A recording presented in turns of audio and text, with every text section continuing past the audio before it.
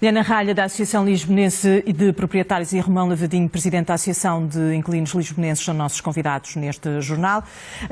Romão Lavadinho, começo por si. Estava aí a abanar a cabeça, não são estes os dados, são piores.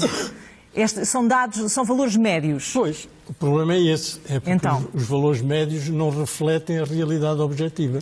Porque a realidade objetiva fala-se em 916 euros de renda em Lisboa. Média. Média. Mas, portanto, a maior parte das rendas não estão neste valor, estão muito acima dos 1.000 euros. Aliás, um estudo feito aqui há uns meses pelo INE dizia que o valor das rendas era 9 euros metro quadrado. Médio. O valor médio era 9 euros metro quadrado.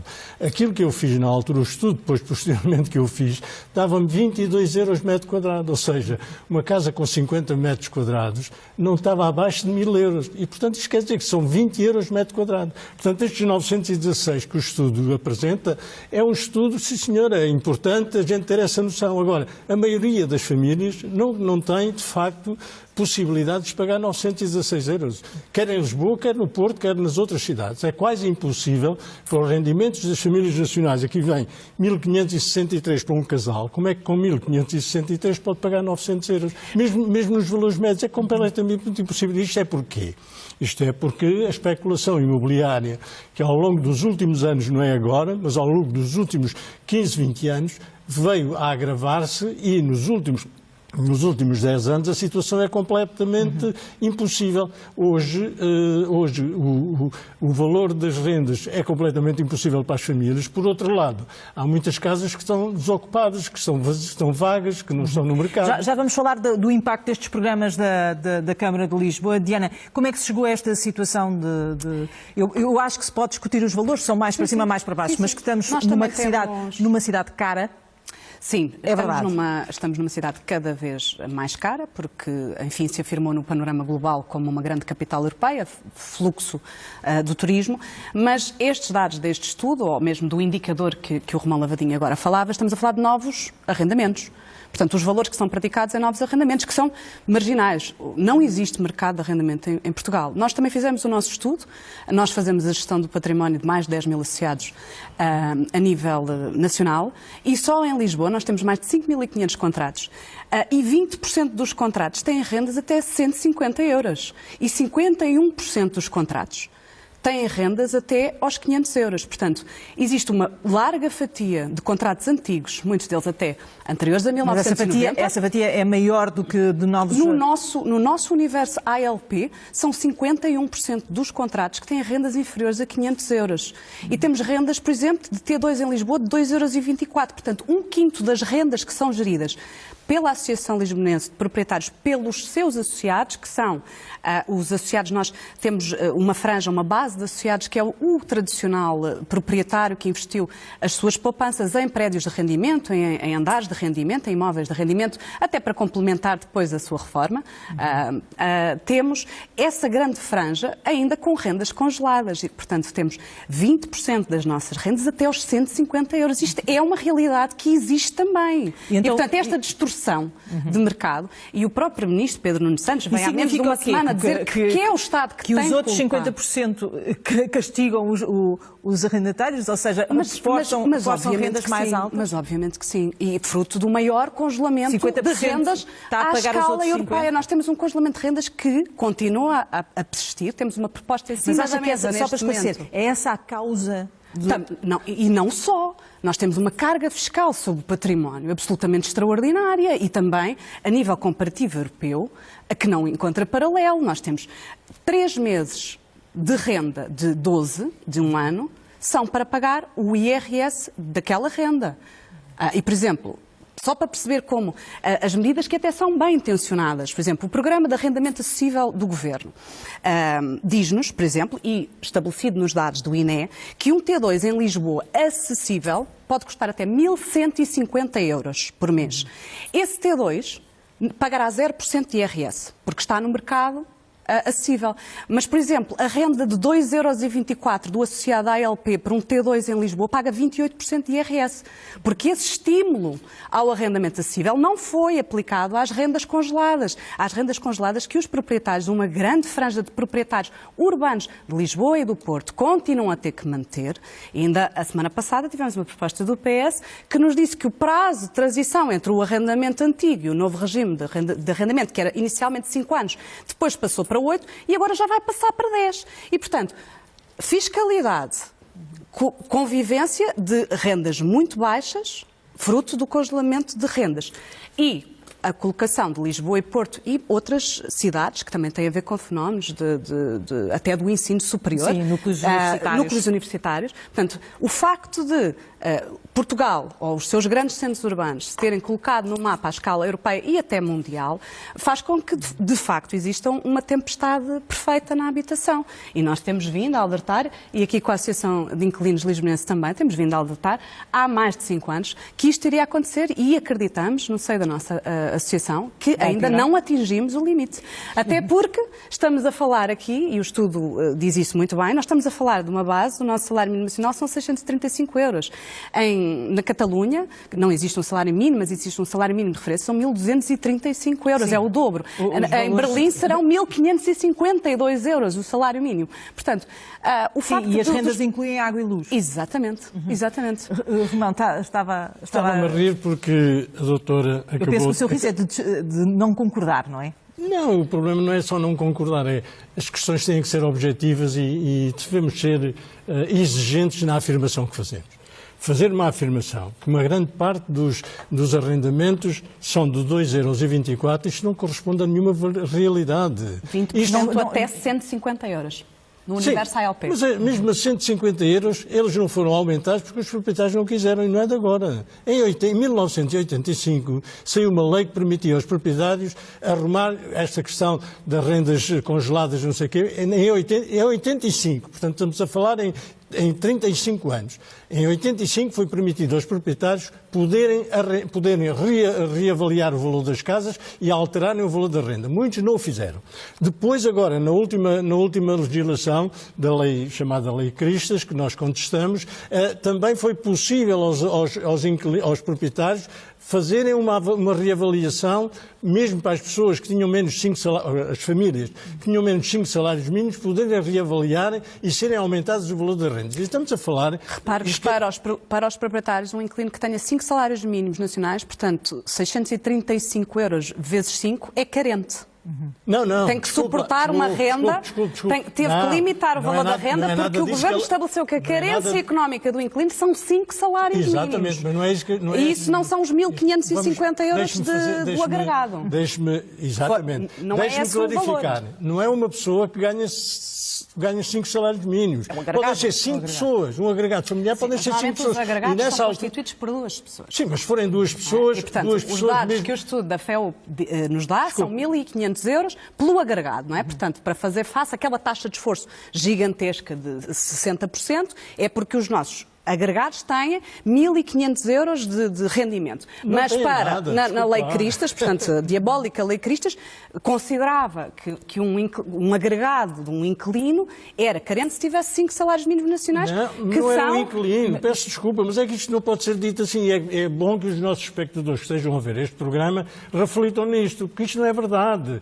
Aquilo que se diz é que é 5 salários mínimos para o agregado familiar. Mas, eu, de qualquer maneira, estou a ouvir-vos e o que há é um problema de jovens que querem morar em Lisboa, jovens famílias que querem viver em Lisboa, que não têm ou como pagar ou não encontram casa. Já agora, isso eu posso explicar. Isso é porquê? Porque, entretanto, houve a Lei Cristas, houve uma situação em que há muita procura e não há oferta, os proprietários não colocam as casas no mercado de arrendamento, mesmo beneficiando de não ter qualquer imposto sobre o rendimento que têm. O o que no nosso ponto de vista não é justo, e o Governo aplicou isso, mas do nosso ponto de vista não é justo, porque pode ter uma renda de 1.100 ou 1.200 euros que não é compatível com os salários das famílias portuguesas, isto não é compatível. E, portanto, mesmo assim, deixam de pagar 28% que tinham a pagar. Ora, isto não é real. Isto é o quê? É o tal, como eu costumo dizer, a especulação imobiliária. E a especulação imobiliária tem levado os proprietários a não colocar as casas no mercado de renda, mesmo com alguns custos. Porque, repare, neste Orçamento de Estado, não é? Que o Governo não aplicou aquilo que devia ter aplicado, que era ter uma verba de mais de 200 milhões para concorrer com os proprietários privados, porque neste momento o que sucede, os proprietários privados não põem as casas no mercado de arrendamento, embora em alguns casos, e em Lisboa as coisas ainda pode ser que sejam assim, mas fora de Lisboa nenhuma Câmara Municipal aplica a lei, que é uma taxa sobre o IMI, não paga o IMI simples, paga o IMI neste momento sobre 5 vezes, e ao fim de 12 anos é uma verba completamente impossível de suportar. Deixe-me só ouvir a Diana sobre esta questão das famílias que querem vir viver para Lisboa e ou não há casas, ou são. Sim, nós estamos a falar da Lei Cristas. Atenção, isto é pura demagogia.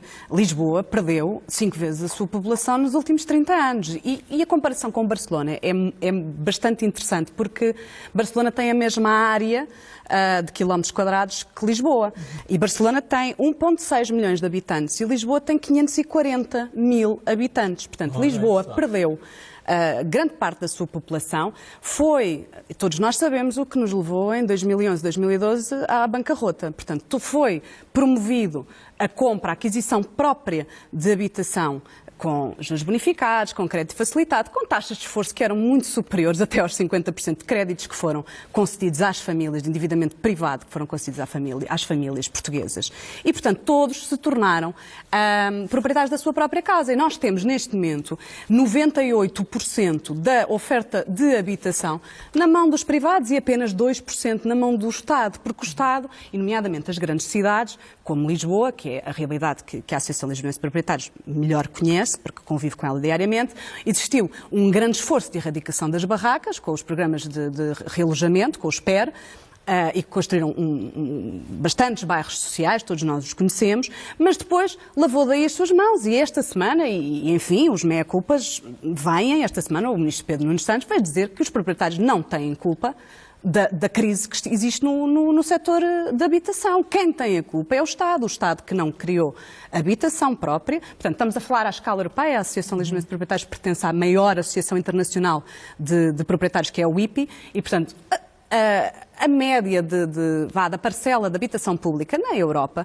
ronda entre os 15% e os 30%. E Portugal tem 2% da habitação pública apenas num quadro de 98% na parte dos nós privados. Falávamos aqui na reportagem, com base nestes últimos dados, de que há uma tendência de descida das rendas. Vê esta tendência? De todo. Não é verdade isso. Não.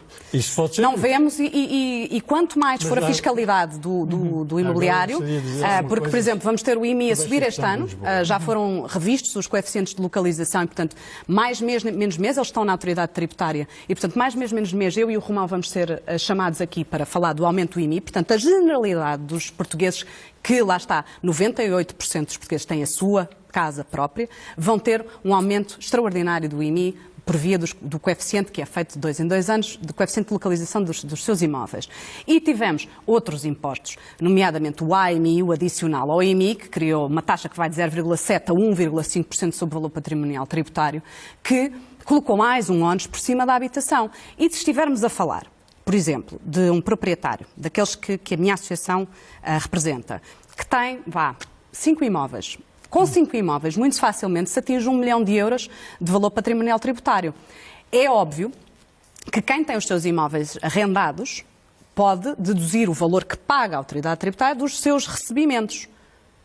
Muito bem, mas à cabeça tem que fazer uma espécie de um pagamento especial por conta, como as empresas fazem, tem que emprestar dinheiro ao fisco e, portanto, terá que pôr 10 mil euros. Se tiver 1 milhão de euros de património, que rapidamente se atinge 1 milhão de euros, tem que emprestar 10 mil euros ao Estado para depois rever o que é que vai acontecer. Vai repercutir esses 10 mil euros nas rendas que são praticadas. Eu queria dizer, voltando atrás, A questão da desertificação da cidade de Lisboa não tem nada a ver com isto que foi dito. A desertificação da cidade de Lisboa tem a ver com a transferência de muitas empresas que estavam em Lisboa deixaram de estar, com os valores altos que já nessa altura existiam também, e no Cacém, em Rio de Moro. Com o facto de não haver casas para alugar, das casas estarem decrépitas. E o facto das pessoas agora acham muito pitoresco viver nos bairros históricos, mas não achavam. Não achavam nada. De facto, há uma desertificação da cidade de Lisboa, mas não tem a ver mais com a necessidade das famílias encontrarem uma solução. Iam para o Barreiro, onde as rendas eram metade do que são em Lisboa, ainda hoje são,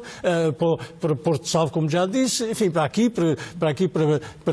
também para esta zona, para Oeiras, etc. E, portanto, a desertificação da cidade não tem nada a ver com isso, tem a ver com muitas coisas que foram transferidas, empresas que foram transferidas para fora de Lisboa, por exemplo, o parque que há aqui em Oeiras trouxe muitas pessoas. Mas o Romão concorda com esta ideia de que se o peso fiscal não for tão elevado, que é possível haver um equilíbrio? Concordo, nós próprios, nos nossos documentos, aliás, na altura, o Presidente da Associação de Proprietários, o Dr. Menezes Leitão, que ela faz aqui a representação, na altura não estava de acordo connosco, e nós dissemos que era preferível haver um abaixamento no valor do imposto pago pelos proprietários para que pudessem colocar mais casas no mercado de arrendamento e assim retirar mais rendimento. E, portanto, havia aqui uma necessidade que nós achávamos bem. Agora, não achamos bem é que o Estado, este Governo ou o Governo anterior, decretou que todos os proprietários colocarem os seus prédios em arrendamento acessível estão isentos de pagar qualquer imposto. Nós não concordamos com isso,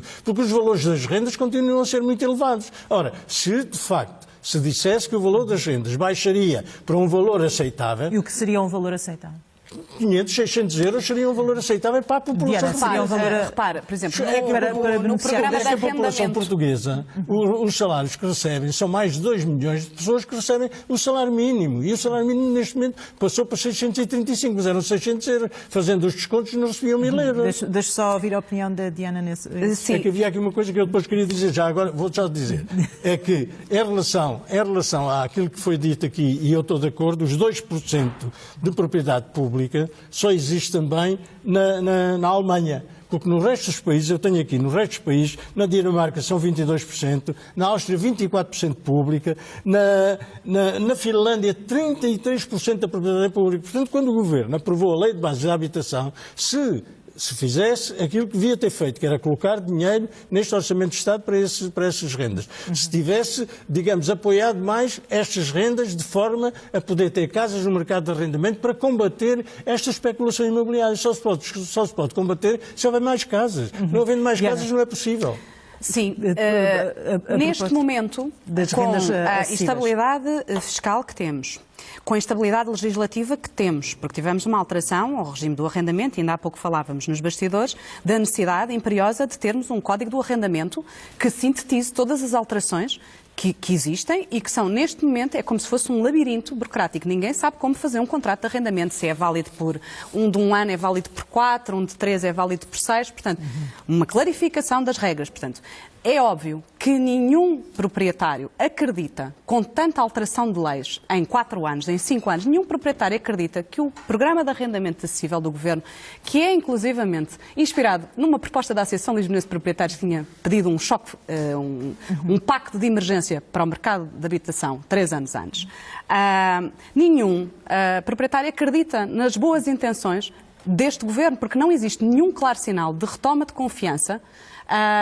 nas instituições públicas, bem pelo contrário. E, portanto, neste momento é muito mais favorável vender imóveis do que colocá-los em arrendamento. E, portanto, enquanto esta realidade assim se mantiver, e existe também, por via da venda do património do imobiliário, uma receita fiscal histórica do Estado, o IMT atingiu mais de 1.000 milhões de euros que podiam estar a ser canalizados para habitação pública e que não estão. Era por causa do período transitório que termina agora em 2020, nós já dissemos ao Governo, ou altera isto, ou vão haver milhares e milhares de pessoas na rua porque não conseguem pagar 15avos, que são quase 7% do valor patrimonial. É completamente impossível. Muito obrigada aos dois pela vossa participação neste jornal. Miguel, seguimos